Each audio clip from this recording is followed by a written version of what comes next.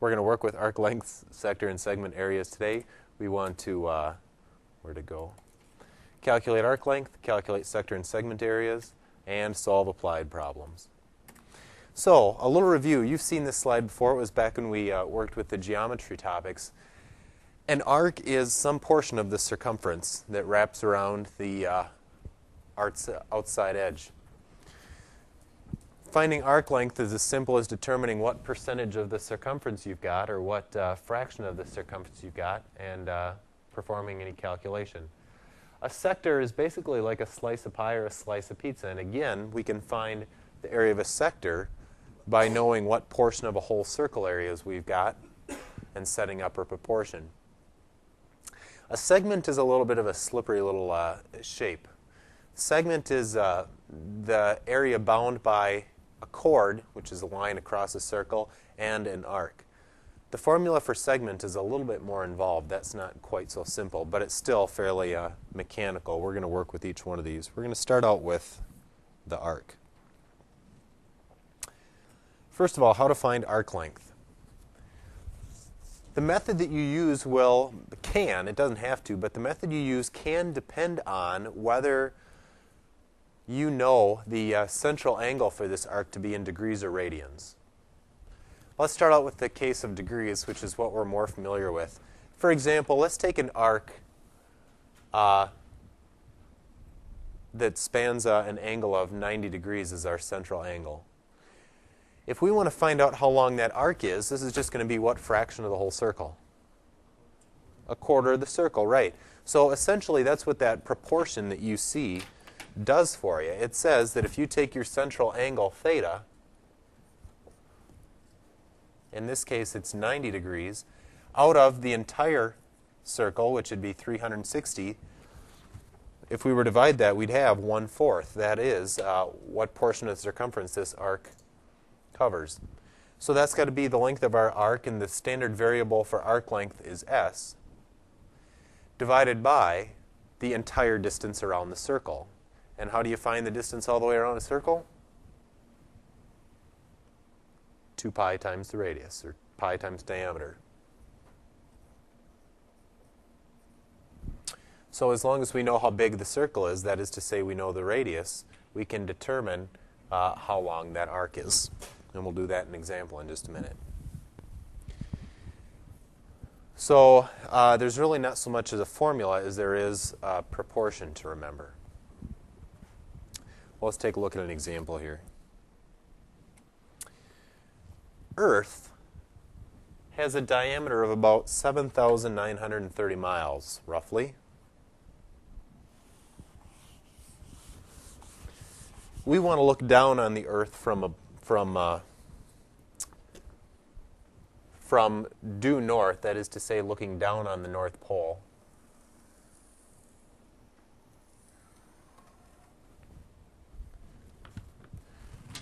So if we were looking down on the Earth, we'd see the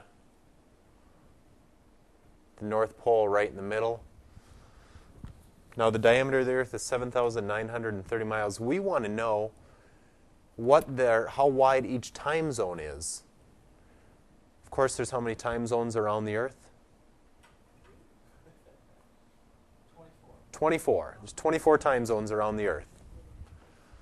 So that means that if each one is of equal width, how many degrees are there around each time zone? Nope. How many degrees all the way around the Earth? 360 divided by 24 time zones. That means that each time zone is subtended by an arc of 15 degrees of longitude. So now we can set up our proportion. 15 degrees out of the full 360 degrees is the same as our arc length, which is s, over 2 times pi times the radius of the Earth, and the radius has got to be half of the diameter, 3965.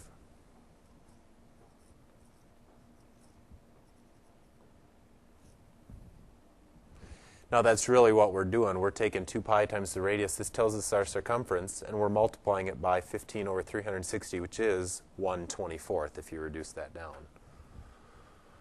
If you perform that calculation, it's just a cross multiplication problem, you're going to find out that each time zone is 1,038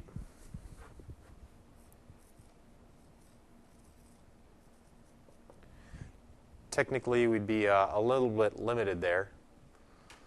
3 sig digs, 7930, so we'd have to really call it about 1,040 miles. Which is pretty accurate out in the ocean where the time zones are straight. And the continents, of course, they bend them around to go along country borders and whatnot. But in general, at the equator, they're about a little over 1,000 miles wide. And so that settles that. That is the length of our arc. Okay?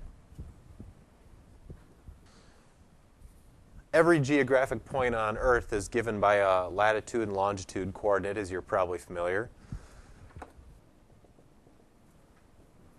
We've got the equator running right across the middle of the Earth. And the latitude at the equator is what?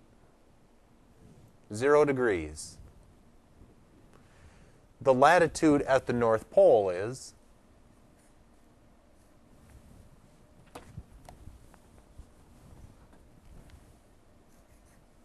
90 degrees. That's right, the North Pole is at 90 degrees. Now, La Crosse is located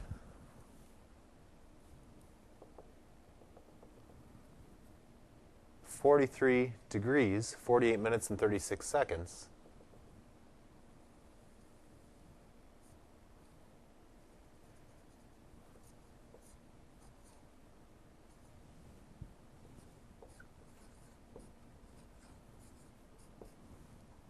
North of the equator. And the question is, how far are we from the North Pole? How far will Santa have to fly to get to your house? That is to say, we want to know this arc length.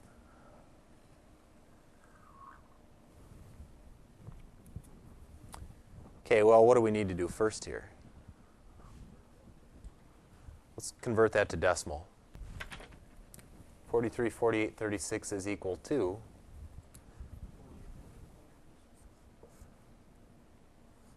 43.81 degrees. What was that? Should be 43.81, isn't it? Yeah, 43.81 degrees. Take 36, divide it by 60, and you get 0.6. So that means you got 48.6 minutes. Then take 48.6. Divide by 16, you get your 0.81, 43.81 degrees. Okay, is that our subtended angle? Subtended means it's the angle spanned by this arc. That's not it. That tells us how far the angle is down to the equator. We want to know what the angle is up to the North Pole, so we still need to take 90 and subtract that. So our angle theta here is 90 degrees minus that.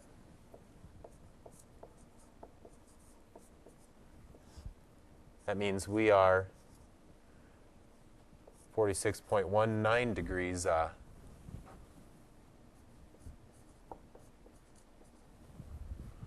we have to go 46.19 degrees of latitude north before we'll finally reach the North Pole.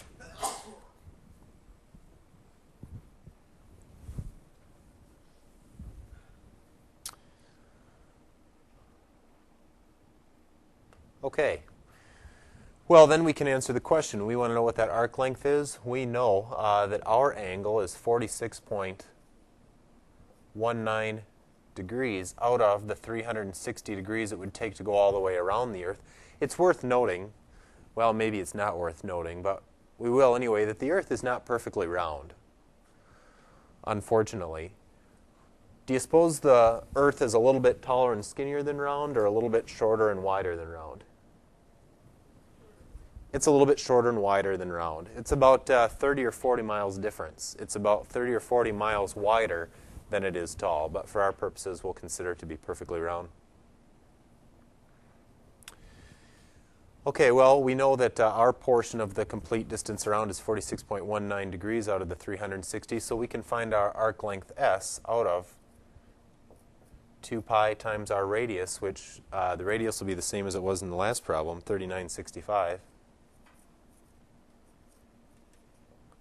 And again, we can solve that for S. And our arc length turns out to be, should get about 3,196. Yeah, we weren't given a whole lot of the only information that we were given is, well, we've got 4 there, and we were given the diameter of the Earth in the last problem with 3, so we're going to have to call it 3,200 miles. So about 3,200 miles to get to the North Pole. Okay. Well, this one's going to take a little bit more thought. Here's what we've got. We've got 2 pulleys, a 6-inch diameter pulley and a 4-inch diameter pulley. They are 5.5 inches away from each other. That is to say, not from the middles or from their axes, but there's a 5.5-inch gap between the pulleys. What we want to know is, how long does the belt need to be to wrap all the way around? Okay, let's break this into parts. We're going to break this basically into 4 parts. You've got one part that wraps around the back side of the big pulley.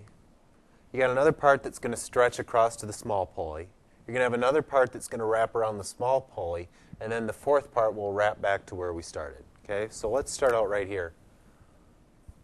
Now, first of all, do we even have enough information to find the wrapping parts? Can we find the length of the belt as it wraps around that part of the pulley or around here?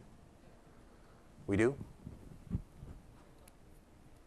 We know the circumference, but the problem is that the belt doesn't wrap all the way around either pulley. But is it half? Does it wrap around half the pulley? You can't assume that. It wraps around a little bit more than half the pulley. If the 2 pulleys were the same size, if they were the same size, you could safely assume that the belt wraps around half the pulley. But if this one's smaller, you can exaggerate this to see the point maybe a little bit more clearly. If you have a very large pulley and a very small pulley, does that belt wrap around half of this pulley? It spans almost probably 3/4 of it. And over here, it spans only about 1/4 of it. Okay, so we don't know. Ultimately, we're going to need to know what from the middle out to this point and down to this point where it leaves again. We're going to need to know what that angle is, but we don't have enough information to find it yet. Once we know that angle, then we can find the arc length that wraps all the way around the backside. Same thing over here. Well, that won't be so bad to find, but we don't know it at this point. Let's just find the straightaway. Okay, let's find how far it is from the point where the belt leaves the larger pulley and contacts the smaller pulley. Of course, if we find one, do they have to be the same or not? They do, by symmetry. Okay, no matter how you look at it, the top half of this system will look exactly the same as the bottom. So once we find one, we get both. Now, how can we find that? Let's draw a triangle in there. But there's no triangle.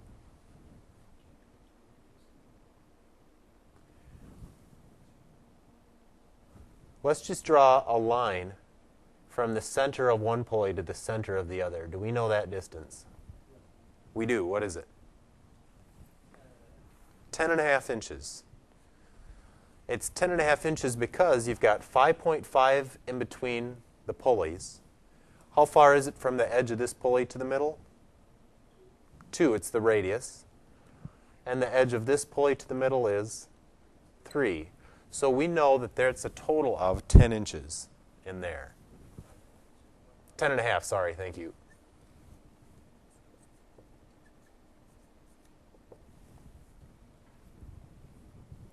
Okay, I'm going to draw a little bit larger triangle underneath that so we can see it better.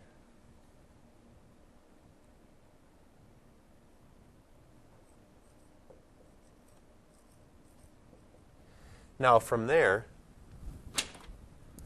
we have a radial line going up to the point of contact on that pulley. Same thing over here.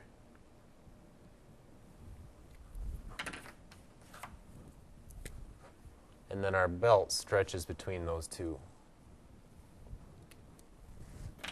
where our pulleys are.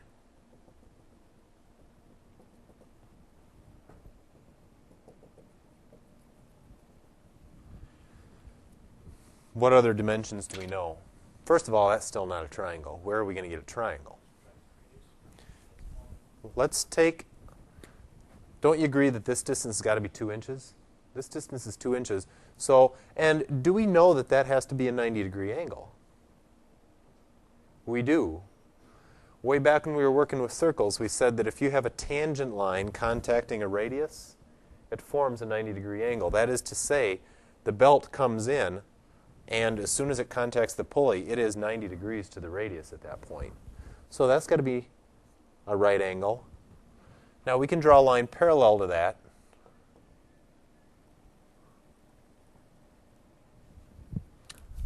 I said we can draw a line parallel to that. Let's draw one parallel.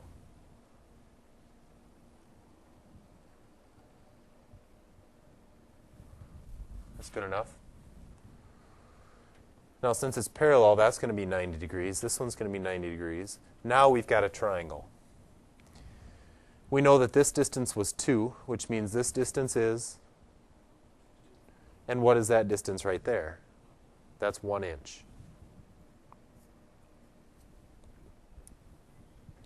Now we've got ourselves a triangle, and it's a right triangle.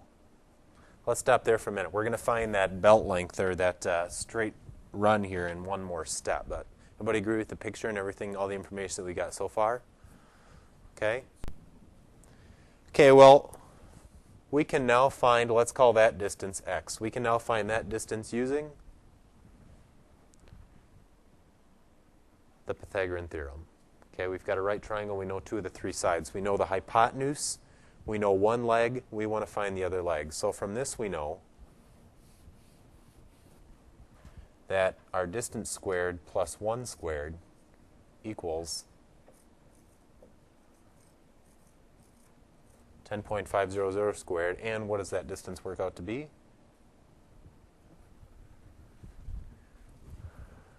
Now we'll just go to the nearest hundredth here. There's no pulley system in the world that's going to matter so much to a hundredth of an inch. But what is it? 10.45, yep. So we got that distance. And we know that distance. Okay, so now we need to attack the 2 arc lengths, the one around the big circle and the one around the small circle. Everybody agree with everything? Okay? Okay? Well, let's go on, and we need some angles. We can't do those arc lengths until we know the angles. But we now have enough information to find some angles here. Let's start out by trying to find this angle right here.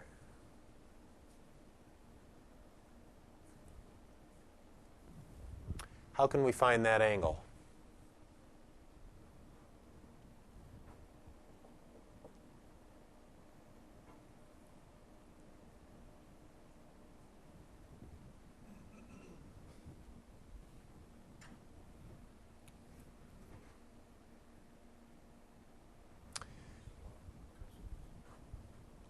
We don't even need law of cosines. Go down into this triangle we just used Pythagorean theorem on.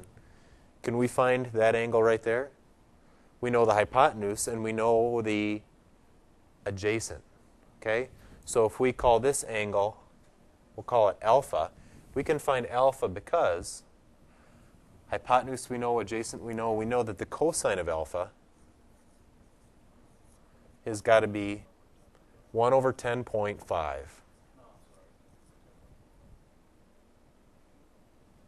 Nope. Adjacent over hypotenuse. So that's our adjacent, that's our hypotenuse. We're good. Well, what does that angle work out to be? 80 something. 84.5 degrees.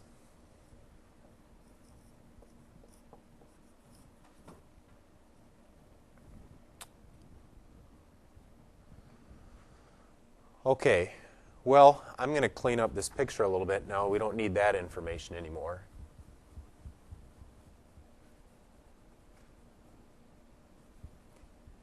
We now know that this angle right in here is not 84.5 degrees. That was just from the center up. This angle, we'll call that theta, is going to be twice this angle. It's 84.5 degrees up. It'll be 84.5 degrees down. So our angle theta is equal to 2 times 84.5 degrees, which turns out to be 169 degrees.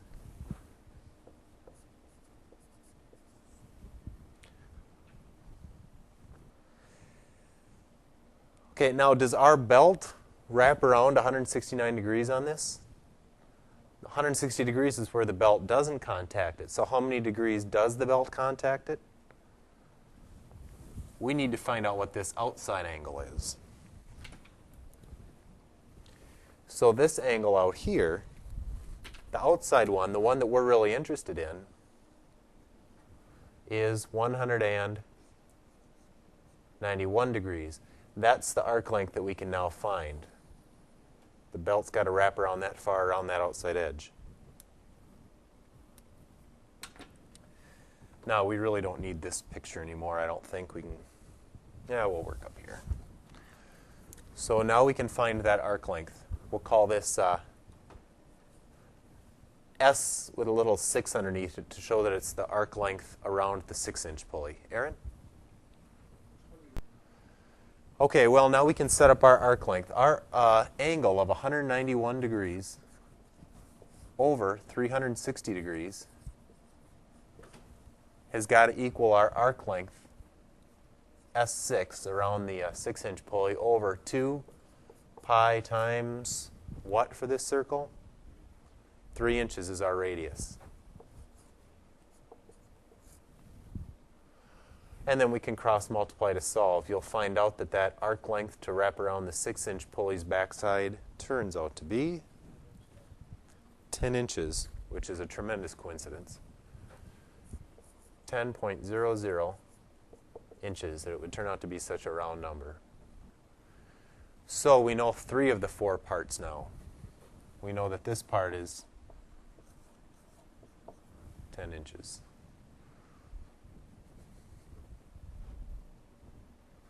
Okay, well, good. Now, there's very good news about the other pulley. There's almost no work to do. We already know what the angle is.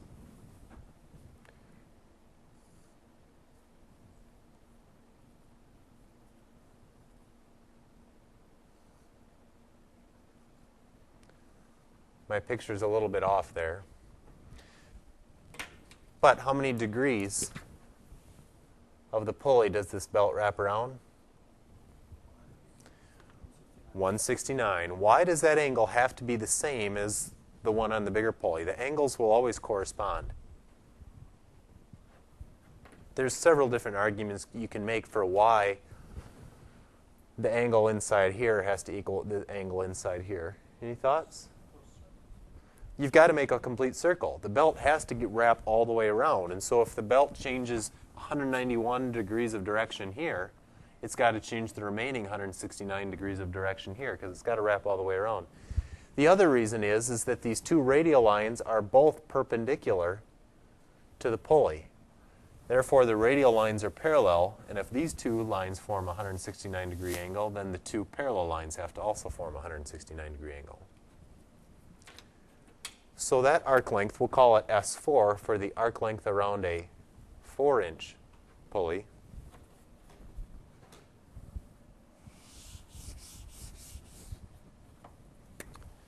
We know that 169 degrees on the right side over 360 has got to be S4 over 2 pi times, whoops, not 4, 2 inches. And S4 turns out to be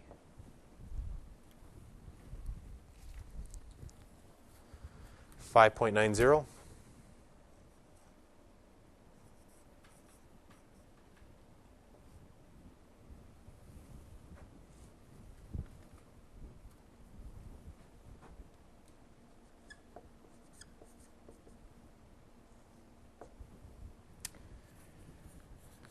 Good. Now we're home free. We can add up those four parts. 5.9 inches to get around here, 10.45, 10.0, and 10.45. That'll get us all the way around the whole system. And our total length is 36.80 inches. 36.80. And we're done.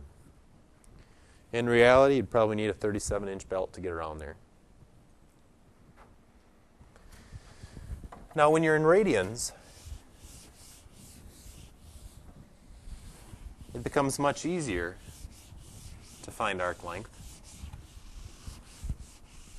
Do you remember what a radian is? What's the definition of a radian? You remember what a radian actually is? It's the angle subtended by an arc that's the same length as the radius. So, for example, if you take this radius r and wrap it around the outside edge,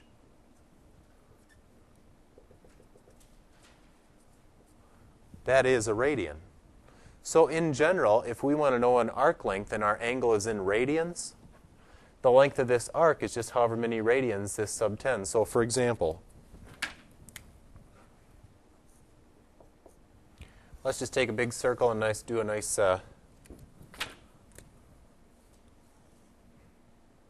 simple case. Let's say our radius is 2. And I tell you that we have an angle of 3 radians. Not in degrees now, but 3 radians. How many radians are there to get a half a revolution, remember? Pi. 3.14 to get a half a revolution, 2 pi to get all the way around. So if we have an angle of 3 radians, the question is, how long is this arc? Well, you don't need a calculator. That means that it's not just 3 radians. The arc length is 3 radii, or 3 radiuses. And so how long is this arc going to be? It's going to be 2, 2, and 2. And so here your arc length would be 6.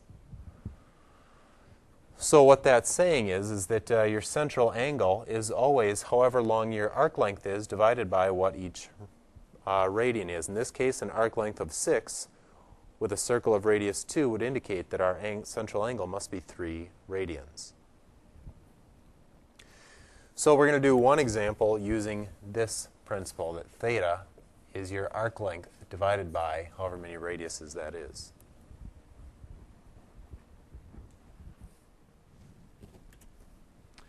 Here's an example. You've got a 26-inch bicycle wheel. It's going to travel 15 miles.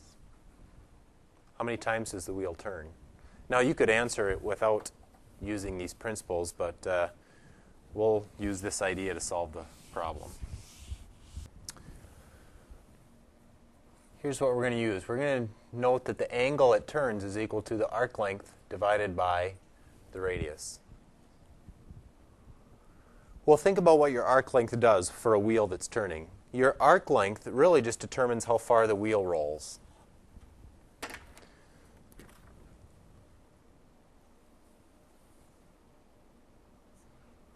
Suppose that's our arc length and this wheel is going to roll that way. Don't you agree that if it travels this arc length, it's ultimately going to travel that far? Okay? One revolution would mean that it's going to travel one circumference of distance. So our arc length here is going to be 15 miles.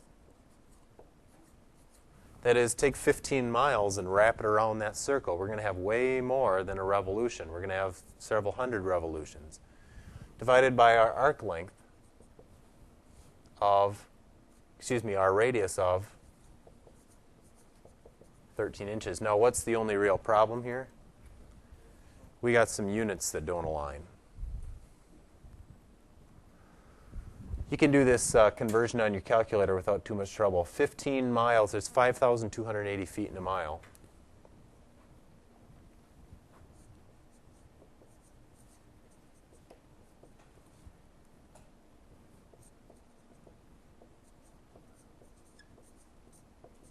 But we want it in inches so that the units align. 1 foot is 12 inches. And so this becomes how many inches over our radius. Our arc length is no longer 15 miles, it's 950,400.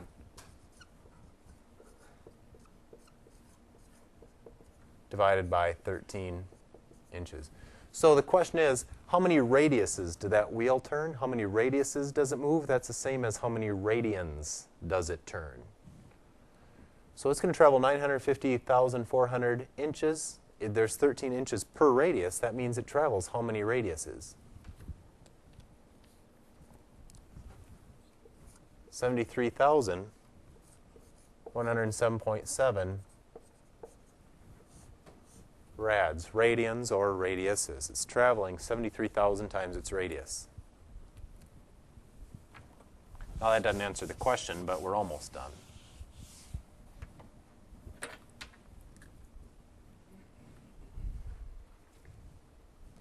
The question said, how many times does the wheel turn?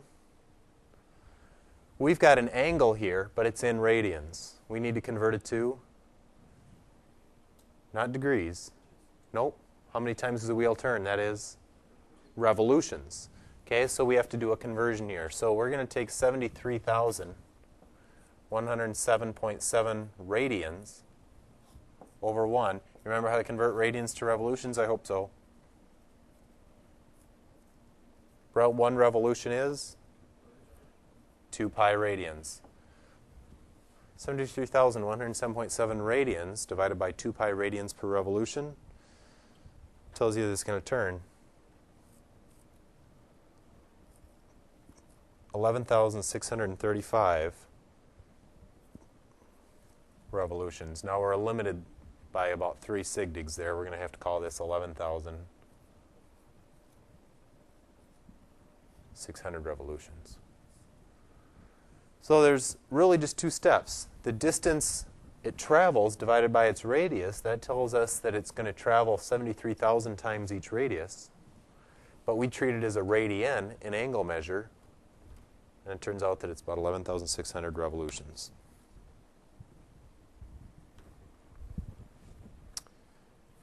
All right. Sector area.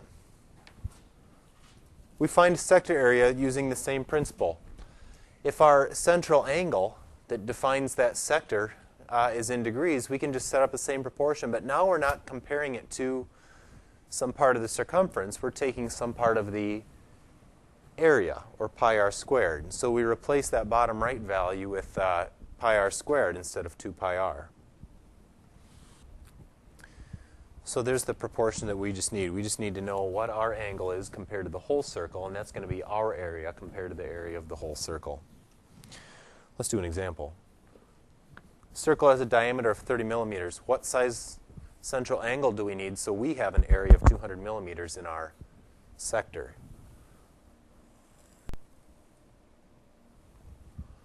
I don't know what that angle is, but let's suppose it's up here. But that's got to have an area of 200. I'm going to leave the units off to keep it a little bit cleaner. 200. So by our formula, we know that our angle, theta, out of the whole thing, 360 degrees, has got to be our area of the sector, that is to say 200, over what's the area of the whole circle going to be? It's going to be pi times, what's our radius? 15 millimeters squared. What we're really doing is we're taking 200 divided by our whole area, finding out what percentage of the whole circle we've got, and then multiplying it by 360 degrees to find out what percentage of that central angle gets dedicated to this sector. Well, if you solve that, the angle we have to have, well, what does that work out to? Did you get 100 and something here? I have 101.8. Did I round wrong? I may have. 101.9. I missed it. Thank you. 101.9 degrees. And we got 4 sigdigs, so we can keep that. So our central angle's got to be a little bit more than 90 degrees, a little bit more than 1/4 of the circle. 101.9 degrees will leave us with 200 square millimeters. Now we're going to tweak that a little bit. if we've got radians? You can use the same principle, but it simplifies.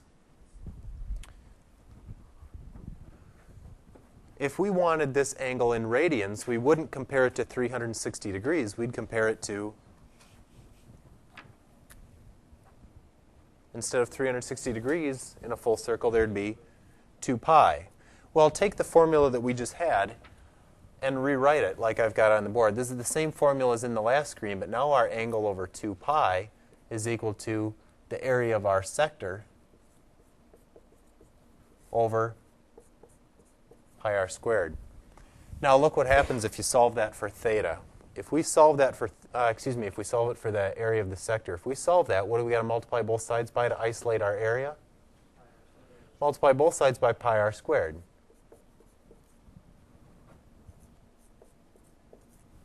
Now over here, of course, they cancel, but what happens over here? The pi's cancel, and we're left with this formula. The area of a sector is equal to theta times r squared divided by 2, or 1/2 theta r squared. This depends on what? That theta is in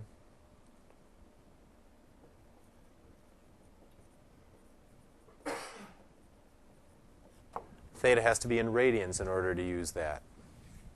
If it's in degrees, we just set up a proportion. If it's in radians, you can set up the proportion too, but this is what it'll simplify to. Now, you'll notice that these examples get pretty lame because I got to tell you, it's hard to come up with examples that relate to sectors and segments. So, this one? No. It isn't, but it could happen. It sounds like a Seinfeld episode. You're going to order a 14-inch pizza. Somebody insists that each slice has to have exactly 5 inches of that little crust around the outside edge. And the question is, what's the area of each slice going to be? As it turns out, radians work out very, very nice to answer this question. Let's draw our slice. Now, what's the radius of our pizza? 7 inches. How much crust is there? 5 inches. Now, you don't need a calculator at all. How many radians are there in this angle theta?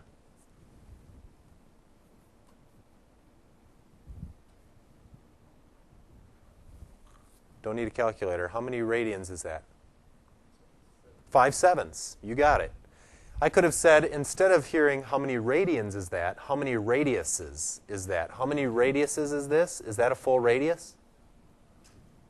It's not a radius. It's only 5/7 of a radius. Therefore, the angle it the angle it spans is 5/7 of a radian.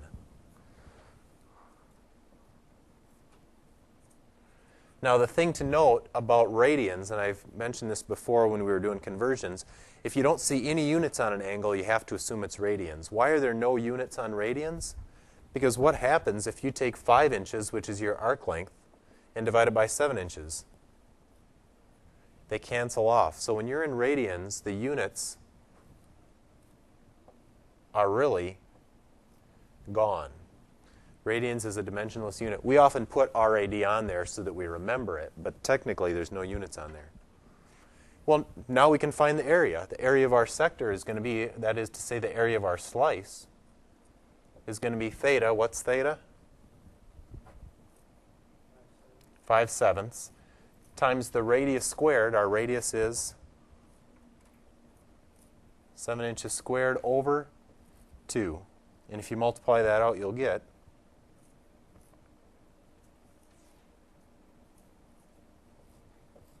17.5 square inches, and we're done. So that slice will have 17.5.